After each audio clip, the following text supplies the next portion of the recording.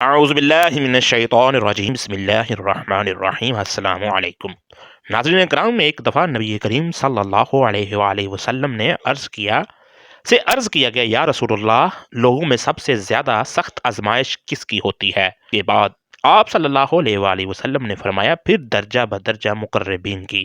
ناظرین کرام ویڈیو شروع کرنے سے پہلے آپ سب سے گزارش ہے چینل کو سبسکرائب کریں، لائک کریں، شیئر کریں اور اپنی رائے کا اظہار کمنٹ سیکشن میں ضرور کیجیے گا۔ تو آتے ہیں اپنی ویڈیو کی طرف۔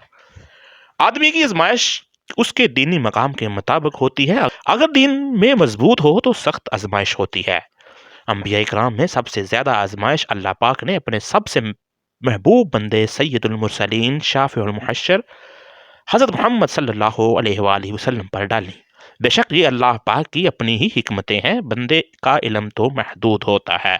اللہ نے اپنے محبوب حامل مقام محمود کو اس حال میں دنیا میں بھیجا کہ آپ کی آمد سے پہلے آپ کے شفیع کے والد اس دنیا سے کوچ فرما چکے تھے۔ پھر جب حضور اکرم صلی اللہ علیہ وآلہ وسلم 6 سال کے ہوئے تو آپ کے سر سے ماں کی ممتا کا سایہ بھی اٹھ گیا۔ ناظرین کرام اب ان کی پرورش آپ کے دادا کے سپرد تھی۔ دادا اپنے اس یتیم پوتے کا بے حد خیال رکھتے، وہ ان کی نیند اور راحت، خوراک اور لباس کا اس قدر خیال رکھتے تھے کہ دیکھنے والے حیرت میں ڈوب جاتے تھے۔ ناظرین آپ کو دادا سے اتنی محبت اور شفقت ملی، آپ نے کبھی والد اور والدہ کی کمی محسوس نہ کی۔ ناظرین گرامی یہ اسی دور کی بات ہے کہ جب 70 سال بعد یمن کو سیف حمیری کی حبشیوں کے قبضے سے چھڑا کر وہاں پر اپنی حکومت قائم کی۔ بے سیف حمیری کی اس کامیابی سے پورا عرب خوش تھا، اور اس کی بڑی وجہ یہ تھی کہ یہ حبشی ہر طرح سے مکہ والوں سے دشمنی مول لیتے تھے، اور یہ وہی حبشی تھے جنہوں نے ابرہہ کا ساتھ دیا جب اس نے مکہ پر حملہ کیا تھا۔ ناظرین خیر مکہ سے ایک وفد یمن کے لیے نئے بننے والے بادشاہ سیف الحمیری کو مبارکباد دینے کے لیے روانہ ہوا۔ اس لشکر کی قیادت نبی کریم کے دادا جان حضرت عبد المطلب کر رہے۔ جب یہ وفد یمن پہنچا اور بادشاہ کو اس وفد کی آمد کی متعلق بتایا گیا تو بادشاہ نے کہا کہ وہ کل اس وفد سے ملاقات کرے گا۔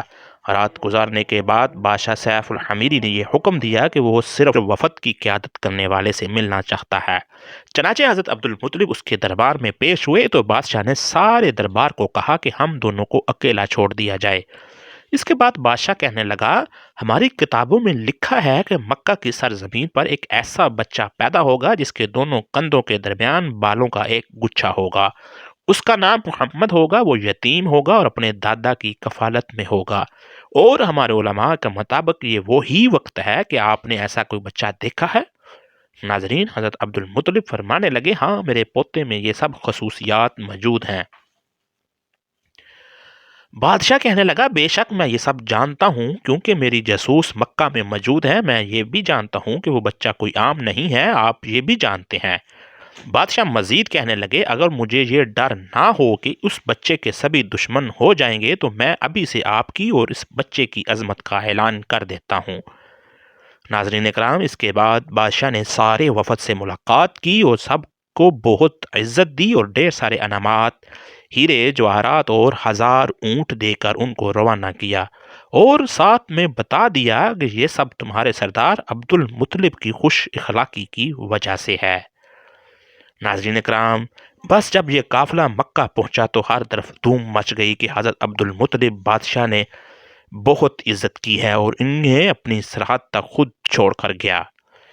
ناظرین اس واقعہ کے بعد سے حضرت عبد المطلب کا مکہ میں روپ پہلے سے بھی زیادہ ہو گیا۔ بے شک اس واقعہ سے پہلے بھی خاندان نبوی مکہ میں بہت عزت والا تھا، لیکن اس واقعہ کے بعد مکہ کے لوگ حضرت عبد المطلب کے روب تلے جمع ہونا شروع ہو گئے۔ حضرت عبد المطلب کا زندگی بھر کا معمول تھا کہ سونے کے وقت میں ان کی خوابگاہ کے اندر نہیں آ سکتا تھا، نہ ہی کوئی ان کے بستر پر بیٹھنے کی جرت رکھتا تھا۔ اب ننھا محمد نہ صرف ان کی خوابگاہ کے اندر جا سکتا تھا بلکہ اپنے اس پوتے کے بغیر وہ خوابگاہ سردار قریش کو گوارا ہی نہیں تھی۔ وہ اپنے سارے معمولات کو ترک کر کے حضور کو اپنے ساتھ سلاتے، ان کی ہر خواہش پوری کرتے۔ حضور کے بچپن میں بعض حیران کن واقعات پیش آئے، انہی میں سے ایک واقعہ سیرت نگاروں نے لکھا ہے۔ اس کے مطابق بنو مدلج کے لوگ کھوج لگانے کے ماہر تھے۔ جس شخص کا پاؤں ایک بار بھی دیکھا ہوتا زمین پر اس کے نقوش پا کر دیکھ کر وہ فوراً پہچان لیتے تھے کہ یہ اسی کے نقوش ہیں۔ ناظرین، ایک مرتبہ یہ لوگ مکہ میں آئے تو انہوں نے عبد المطلب سے ملاقات کے دوران کہا، اپنے اس بچے کی بہت حفاظت کرنا کیونکہ یہ عام بچہ نہیں ہے، اس کے قدم سے زیادہ مقام ابراہیم پر لگے قدم سے مشابہ کسی شخص کا قدم ہم نے کبھی نہیں دیکھا۔ یعنی حضرت ابراہیم علیہ السلام کے قدم اور نبی کریم کے قدم مبارک سیم تھے۔ ناظرین، حضرت محمد صلی اللہ علیہ وآلہ وسلم کی عمر مبارک جب 8 سال ہوئی تو اللہ پاک کی طرف سے ایک اور آزمائش تھی، وہ آپ کے دادا جان کا آخری وقت۔ تمام اہل و عیال حضرت عبد المطلب کے گرد جمع تھے۔ عربوں کی یہ روایت تھی کہ جب بھی کوئی بزرگ موت کے قریب ہوتا تو اس کی شان میں اشعار پڑھتے تھے، اس لیے سب اپنے اپنے اشعار پیش کر رہے تھے۔ حضرت عبد المطلب کی آنکھیں نکاہت کی وجہ سے بند ہو رہی تھیں۔ تمام اہل عیال کو حضور کے ساتھ حسن سلوک کی وصیت فرمائی، خصوصی طور پر حضرت ابو طالب کے ہاتھ میں نبی کریم کا ہاتھ دے کر فرمایا، میرے بیٹے سن، یہ نزین نشین کرو، یہ کوئی عام آدمی نہیں ہے، یہ کوئی عام بچہ نہیں ہے، بلکہ اللہ کا خاص بندہ ہے، جس کے قدم کے نشان ہمارے جد امجد ابراہیم کے قدموں سے کی تصویر سے ملتے ہیں۔ اب میرا بیٹا تمہاری تحویل اور کفالت میں ہوگا، اس کا خاص خیال رکھنا۔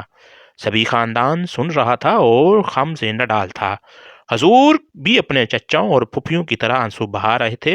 امیمہ نے اپنے جذبات کا اظہار کیا تو حضرت عبد المطلب کی آنکھیں بند ہو چکی تھیں، زبان بھی نہ ہل سکتی تھی، مگر ابھی تک زندہ تھے اور ہوش میں تھے۔